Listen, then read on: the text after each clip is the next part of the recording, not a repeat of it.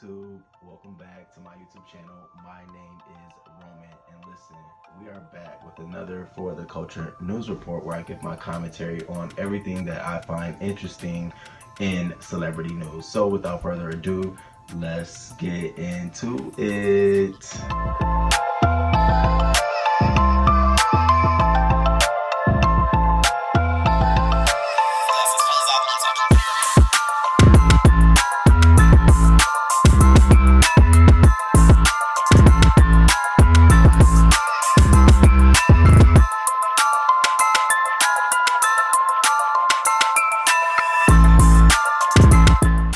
So, catching up on Dr. Dre and Nicole Young's divorce.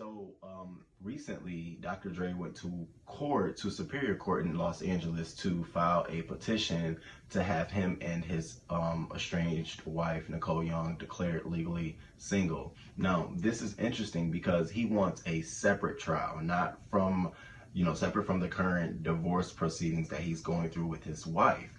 Because apparently, I think they said in February, back in January, they went to court and she alleged all of these domestic violence allegations.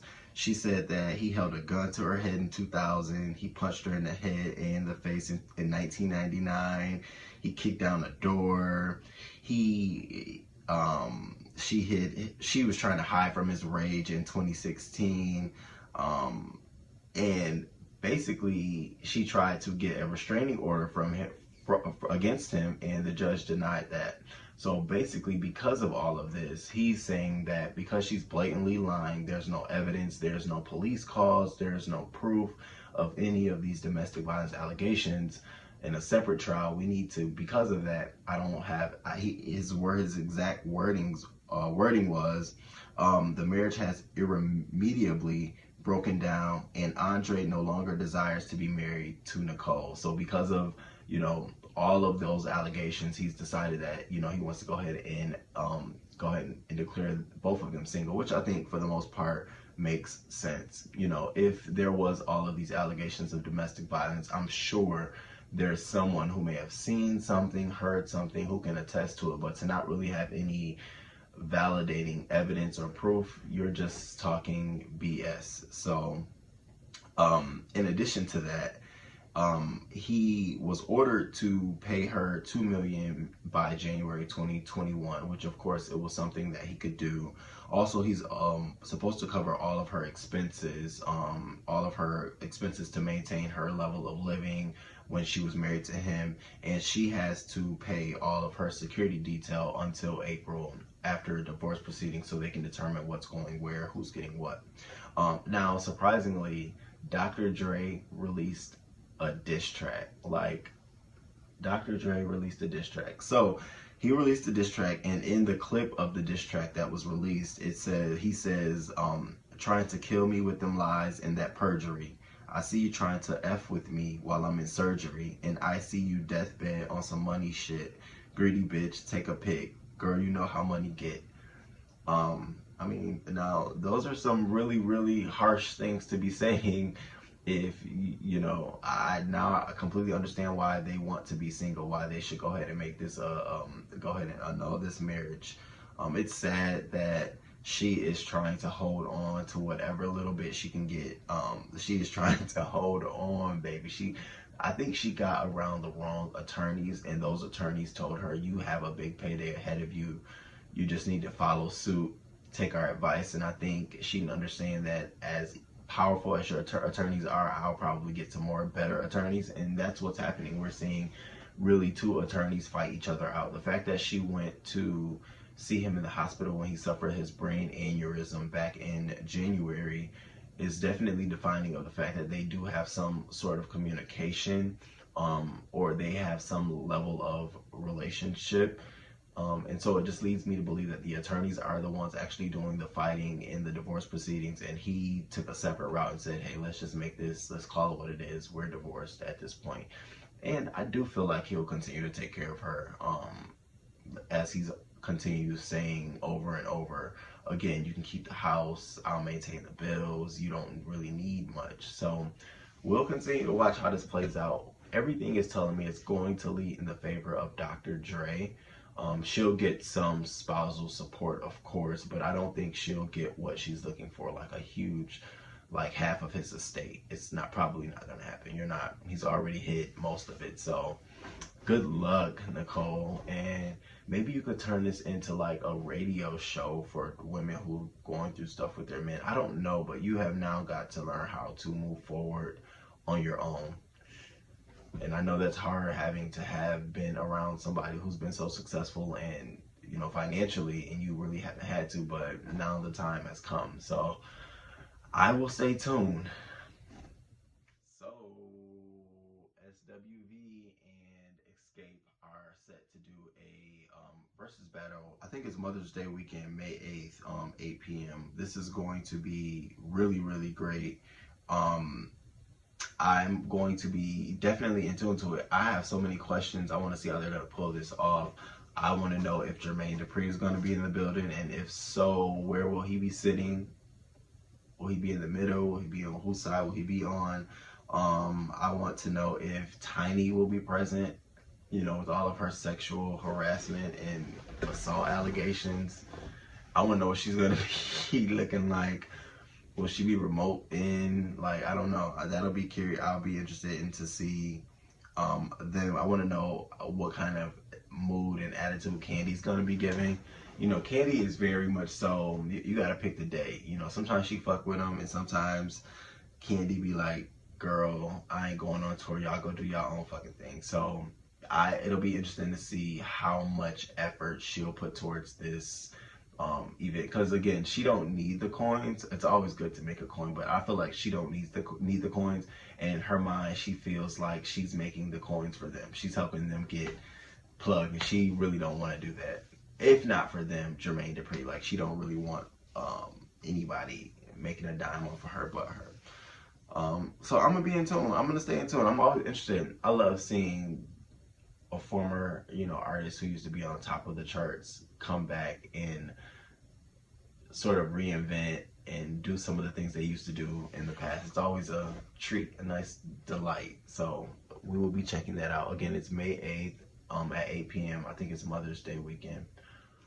So Beyonce's storage unit has been burglarized for up to $1 million worth of products and accessories, personal belongings. Let's get into this.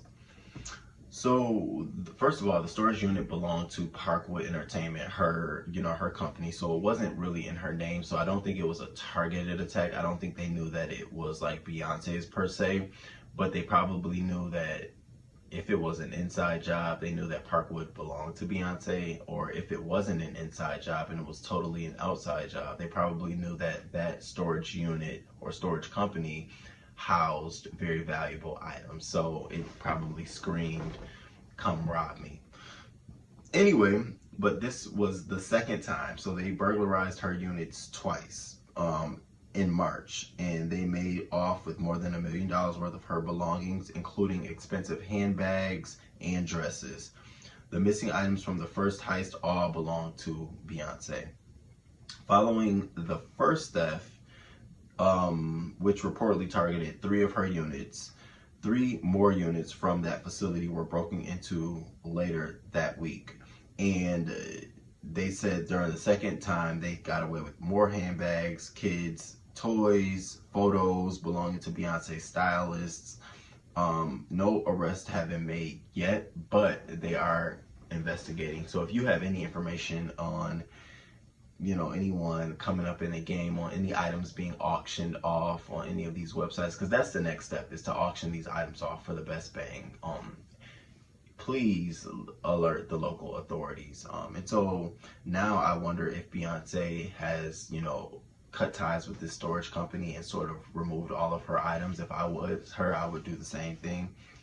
Damn, they got away with your dresses, your kids' toys and stuff. That's you know, that's gonna be a huge payoff. So I do hope she gets her stuff back. Drop down in the comments and let me know what you think about this. Do you think it was a targeted attack, or do you think this was just someone who had some inside information and knew that there were some valuable items somewhere in this storage facility. So Saweetie and Quavo ended their relationship. Are any of us surprised? Let's get into it. So Saweetie went on it's a new show on I don't know what network it's on, but it's a new show and it hosts Justin and Justin Combs, and it's titled Risque. And so Saweetie was a guest on the show, and she was asked would she be willing to have a threesome, and her response was, and because he doing everything right, I'm gonna give him the honor of picking the guy we're having a threesome with. And from there, I think everything pretty much transpired. People, the Twitter world and pretty much news outlets were pretty shocked by her response. Like, wow, you would say that? Aren't you in a whole relationship with the man? You would say, so, and he wouldn't want a threesome with another guy. He probably want a threesome with a girl. So her response sort of beckoned a lot of different questions. Well, come to find out, they shortly thereafter ended their relationship. She took to Twitter to say that I'm single. I've endured too much betrayal and hurt behind the scenes for a false narrative to be circulating that degrades my character. Presents don't band-aid scars, and the love isn't real when the intimacy is given to other women. And so that begged the question that Quavo must have been cheating on her, and now she's deciding to, end the relationship. And it's funny because on the Breakfast Club, Charlamagne asked the host, do you feel like you sort of egged this on? Do you feel like you're the reason why Saweetie felt like she had to go and let everyone know she's single? That's why she's answering the question the way she did. And he said no, he came to work and did his job. He felt like there was something already going on there. The way I can tell, because I went back to watch the interview, and I could tell she was a little bit more. She didn't seem like she was in a committed relationship when she was answering questions. So it gave me the either it's a business relationship or something's going on. Come to find out, something's going on. And so Heavy Butt DJ Academics says that he thinks that this is great because he feels like she was the demise of him putting out good records, and he's like, now that she's out the way, he's gonna be putting out some good music. I think he released a snippet of a diss track to Saweetie. I'm like, that is not the route. Not no grown ass man in the rap game. I won't even say you're solidified, honestly. You're not up there with the likes of Jay-Z, and you're definitely not ranking in like Drake. So you're still a growing artist. Don't do no diss track to your ex-girlfriend. It just sets you up on every time you get in a relationship with someone, is this what we're going to expect? Don't do that. Saweetie, here's the thing with that. The way y'all even came about was he hopped in your DMs on Twitter. Y'all was flirting on Twitter. He hopped in your DMs on Twitter, and then something sparked thereafter. But you knew how he got down before this. So if he had cheated on you or not, you knew what you were stepping into.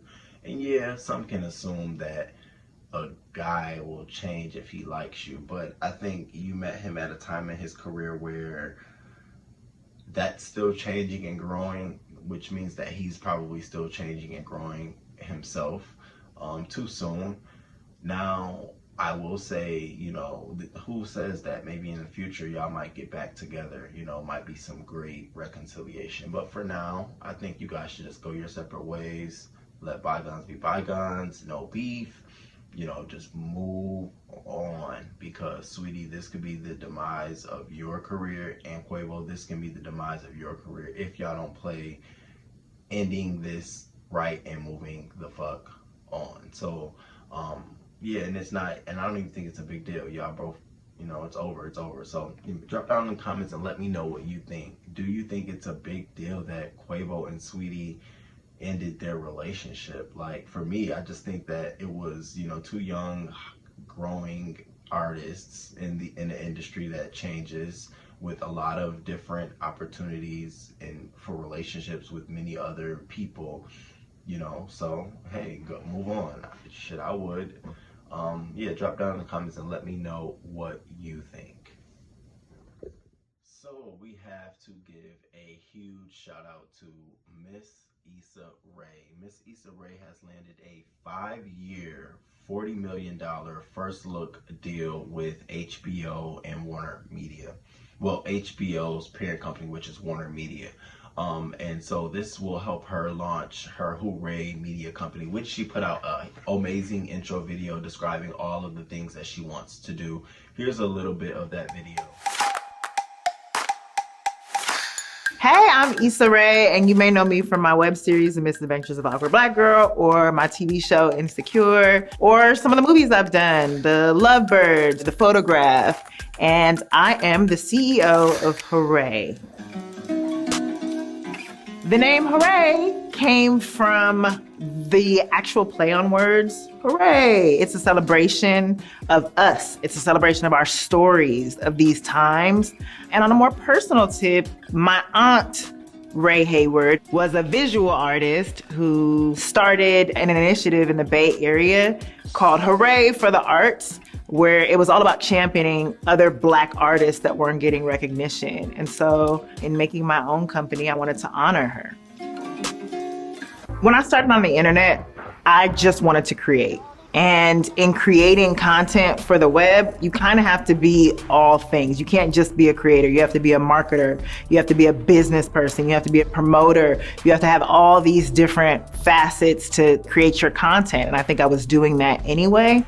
And as I got more opportunities, I wanted to grow. Yeah, so I'm totally excited for this, you know, just to see how strategic she's thinking about how she can create a business, sort of like a business with an ecosystem that feeds itself. You know, I have the artists over here, I have the different platforms here, I have the different, you know, publishing companies over here. So it helps her feed her own ecosystem, and that's the best way to keep the money in-house and be able to distribute it evenly. So kudos.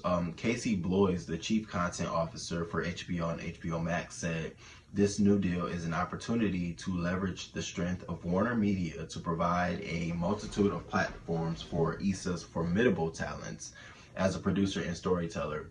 And I think it's without saying that now is the time to start doing these sort of one-off deals with celebrities, not only celebrities, but those who are really, really talented, multi-talented. Donald Glover, he recently signed a deal with Amazon similar to this too, and it allows him to give them first look at any of, you know, the products he produces for them. You know, and these are great ways to sort of get rid of the middleman, fishing and shopping your stuff around, and sort of you already know who you're pitching your stuff to, and you can go directly to them for a first look. And if they don't want it, you know, chances are someone else is going to want it just off of namesake. Yeah, HBO looked at it as well. So shout out to Issa Rae. I'm so proud of you because I can honestly say I feel like I'm watching you grow into this media magnet. And it's a beautiful thing. You know, I wasn't there for Oprah to watch her grow into hers, nor was I there for Tyler Perry. Maybe I was, I don't pay attention to him enough. Anyways, congratulations and shout out to you. Drop that down in the comments and let me know what you think about Miss Issa Rae and her new deal with HBO and Warner Media.